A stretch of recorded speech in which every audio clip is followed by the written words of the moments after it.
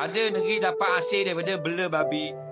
Rumah negeri Selanjutnya termakan sama hasil tersebut. Bila ada buat benda yang haram dalam sebuah negeri, bukan semua rakyat dikira makan hasil haram. Tak boleh lagu tu. Yang pertamanya, orang yang terlibat dahulu, dia menanggung dosa.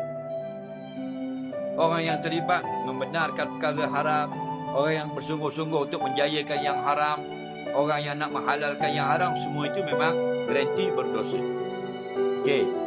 Rakyat pula, kalau mereka itu tahu dah sumber yang haram, pergi ambil minta juga, maka makannya benda yang haram. Kita dengan manusia ini ada 4 jenis. Boleh makan tak kalau dia bagi kita duit atau buat jamuan.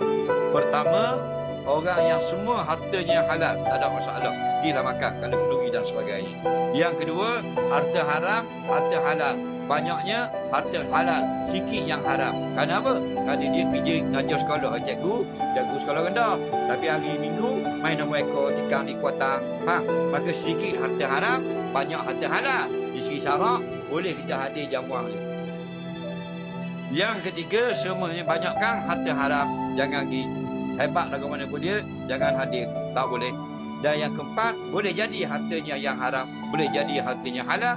Maka Islam mengajar kita sangka baik, boleh pergi. Jadi kalau nak kata rakyat ni, mana ada terlibat juga dengan hal-hal haram tadi. Dia juga dapat saham dalam syarikat yang memelihara babi. Dia juga sungguh-sungguh untuk memberi permit untuk membesarkan lagi ladang babi.